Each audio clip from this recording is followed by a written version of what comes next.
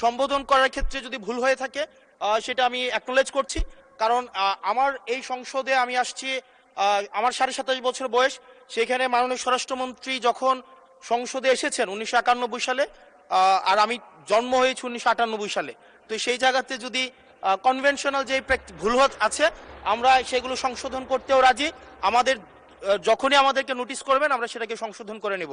মানে আমরা যে সময় এমপি হয়েছি তার চাইতেও আরো 8-10 বছর পরে জন্ম নেওয়াটা সৌভাগ্যের বিষয়, কারণ তার আগে সামরিক শাসনের সময় ছিল। কুমিল্লা 4 আসন থেকে নির্বাচিত মাননীয় সংসদ সদস্য জনাব আবুল হাসনাত, আপনি একটি সম্পূরক প্রশ্ন করতে পারুন দয়া করে। ধন্যবাদ মাননীয় স্পিকার। সালাউদ্দিন সাহেবকে প্রশ্ন করলে আবার কখন নোটিশ দেওয়ার কথা বলে ফেলেন, তো সেই বিষয়টা নিয়ে সবসময় আমরা একটু সংকোচে থাকি। তো আমরা পুলিশ সংস্কার নিয়ে কথা বলছি, পুলিশের সুশৃঙ্খলা নিয়ে কথা বলছি। লাস্ট 1 মাস পুলিশের শৃঙ্খলা নিয়ে যখন আমরা স্বরাষ্ট্রমন্ত্রী মহোদয় মাননীয় স্পিকার, মাননীয় সদস্য জি বলতে দেন। মাননীয় সদস্য লেট মি হ্যান্ডেল। মাননীয় সদস্য, আমাদের পার্লামেন্টারি প্রসিডিউরে আমরা যাই। মাননীয় স্পিকার, আমরা যখন পুলিশ সংস্কার নিয়ে কথা বলছি,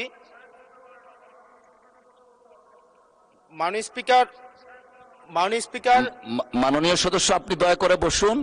আমরা আশা করছি পরবর্তীতে আমরা সকল সদস্যগণ সংসদীয় যে নর্ম আছে, প্র্যাকটিস আছে, সেটা মেনে চলবো। Thank you. Yes, thank you মাননীয় স্পিকার। মাননীয় স্পিকার, পুলিশ সংস্কার নিয়ে যখন আমরা কথা বলি বা পুলিশের যে বিষয়গুলো, তৃণমূলের কিছু পুলিশের অনেক সমস্যা রয়েছে ইনস্ট্রুমেন্টাল। যেমন পুলিশকে যখন তদন্ত করতে পাঠানো হয়, ওই তদন্তের খরচ কিন্তু থানা থেকে দেওয়া হয় না, আর যেটা দেওয়া হয় সেটা কিন্তু অপ্রতুল। আমরা যখন পুলিশকে একটা কাজ করতে দিচ্ছি কিন্তু বাজেট দিচ্ছি না, পুলিশে একটা কালচার প্রচলিত রয়েছে, সেটা হচ্ছে ম্যানেজ করে নাও। এই ম্যানেজ করতে গিয়ে দেখা যায় পুলিশ দুর্নীতির বিভিন্ন কাজে তারা কনভেনশনালি জড়িয়ে পড়ে। যেমন কিছুদিন আগে আমাদের 26শে মার্চের প্রোগ্রাম হয়েছে, এবং সেটা হচ্ছে সবাই জানে, এই 26শে মার্চের প্রোগ্রামে যে বাজেট দেওয়া হয়েছে প্রশাসনকে, সেই বাজেট এবং প্রোগ্রাম করতে গিয়ে যে খরচ হয়েছে সেটার মধ্যে কিন্তু আনুপাতিক অনেক ধরনের ব্যবধান রয়েছে। তখন যে কাজটা করতে হয়, পুলিশ ব্যবসায়ী থেকে তারপর হচ্ছে তার এলাকার বিভিন্ন প্রতিষ্ঠিত মানুষ থেকে কিন্তু অর্থ উঠাতে হয়।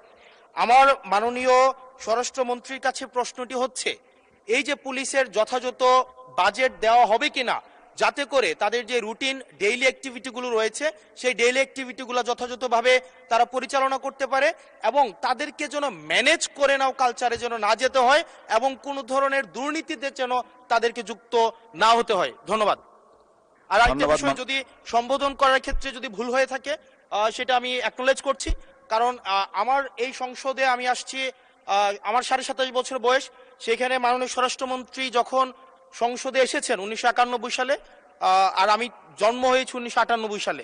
তো সেই জায়গাতে যদি কনভেনশনাল যে ভুল আছে আমরা সেগুলো সংশোধন করতেও রাজি। আমাদের যখনই আমাদেরকে নোটিশ করবেন আমরা সেটাকে সংশোধন করে নেব।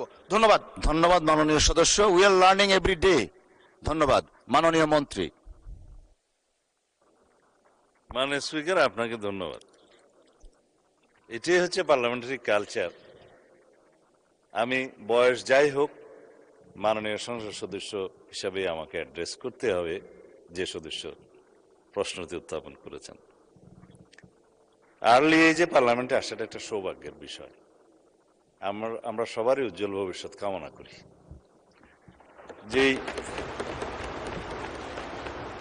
মানে আমরা যে সময় এমপি হয়েছি তার চাইতেও আরো 8-10 বছর পরে জন্ম নেওয়াটা সৌভাগ্যের বিষয়, কারণ তার আগে সামরিক শাসনের সময় ছিল। যে প্রশ্নটা মাননীয় সদস্য উত্থাপন করেছেন, বাজেটের মন্ত্রী তো আমার পাশে আছে।